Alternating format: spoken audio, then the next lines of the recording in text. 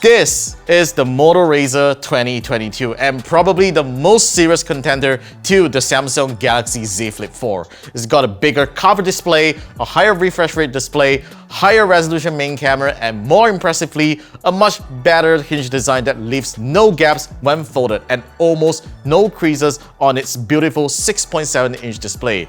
It is also powered by the Snapdragon 8 Plus Gen 1 processor, just like the Z Flip 4. But despite these advantages, can it really take on Samsung's turf of foldable phones? Here's my review after using for 3 weeks.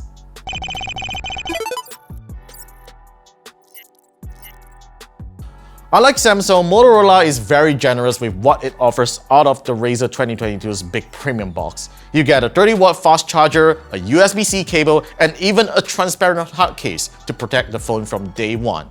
This is worth mentioning because Motorola is one of the few companies that still continues to do this, and it justifies the value of paying for a premium foldable phone.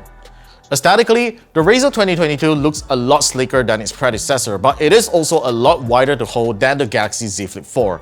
It has noticeably thicker screen bezels, which some might feel a little unnecessary and serves almost no purpose. But when the clamshell is closed, you'll appreciate how slim the phone is in your pockets, though it is still bulkier than an iPhone 14 Pro. Speaking of the hinge design, the Moto Razr 2022 has a spring mechanism that helps you open the phone easier single-handedly and has a very satisfying clasp when you close the phone, just like a conventional clamshell phone. Though the brand didn't mention any sort of strong protection against bumps like Samsung did, it has survived a few accidental bumps and drops during the review period and remains just as robust. All thanks to the gapless design, the Moto Razr 2022 is better at dust resistance than the Z Flip 4 with an IP52 rating. You unfortunately can't submerge the phone in water, but at least it protects against accidental splashes, which is still great. Although I really love the overall design and build of the Moto Razr 2022, I hate how small the volume buttons are, and they are a little too high for my thumbs to reach. Though it would have been great if they had made it on the other side. Using the main cameras on the external display also requires some time to get used to, as you will be blocking the cameras with your fingers when holding it the usual way, and you will need to turn it around to take selfies. But that's not an issue if you place it on a flat surface. The Moto Razr 2022's display is a lot more enjoyable to use than the Z Flip 4 without a visible crease in the middle, especially when it comes to gaming or scrolling on social media feeds. Although the display can refresh at 144Hz, it usually performs at 120Hz when using regularly to help conserve power, and only bumps it up when you are running a game. Motorola didn't quote how bright the display can get, but it can be really bright outdoors. The media consumption experience is excellent on the Moto Razr 2022, especially when there isn't a visible crease that obstructs the view. But I am most impressed with its stereo loudspeakers that sounds better than the Z Flip 4 with a louder volume and better bass. Here's the sound test.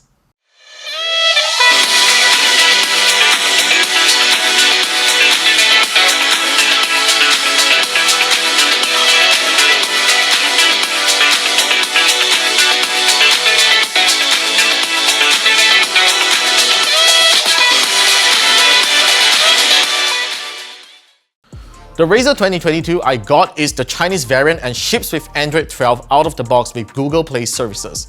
It took a little trouble to reinstall Google apps, but it feels good being able to install only a few Google apps I use frequently.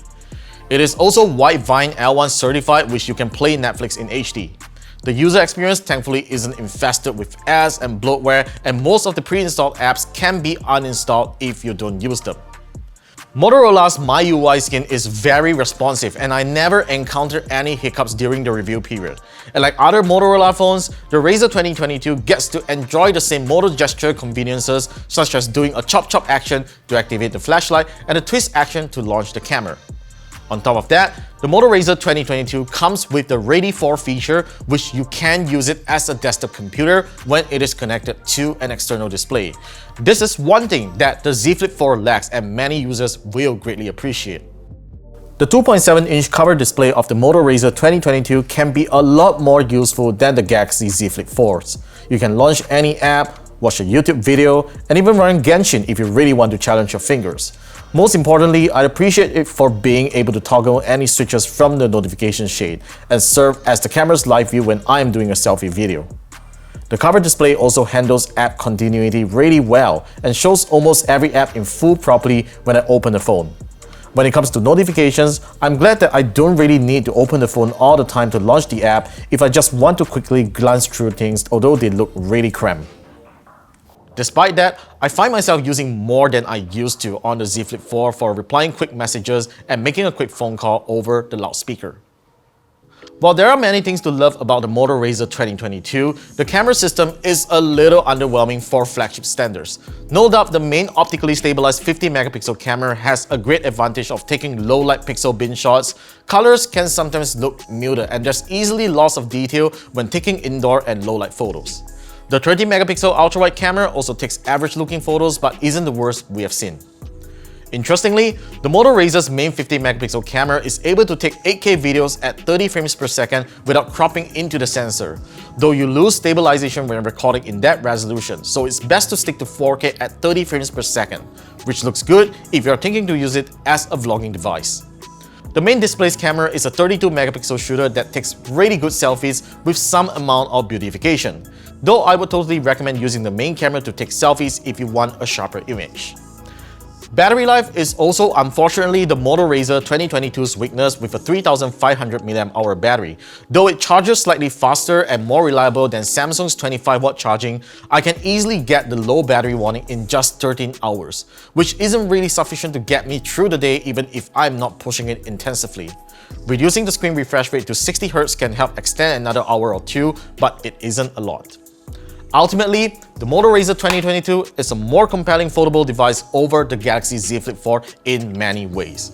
It's just a shame that the phone has only recently made its international debut and has yet to be announced in Malaysia, which, to be honest, is a little too late when we are already expecting new flagship phones in another 3 months. Let's not even forget to mention the company's weak marketing efforts here. Otherwise, it would have really been a great foldable smartphone to own, as I got this unit at just 3,900 ringgit in China, which is cheaper than the Z Flip 4's original retail price before you consider all the rebates that Samsung has done. Alright, so that's all for my review of the Moto Razr 2022. Let me know what are your thoughts in the comments section down below and be sure to give us a thumbs up if you like what you watched, and we'll see you in the next one.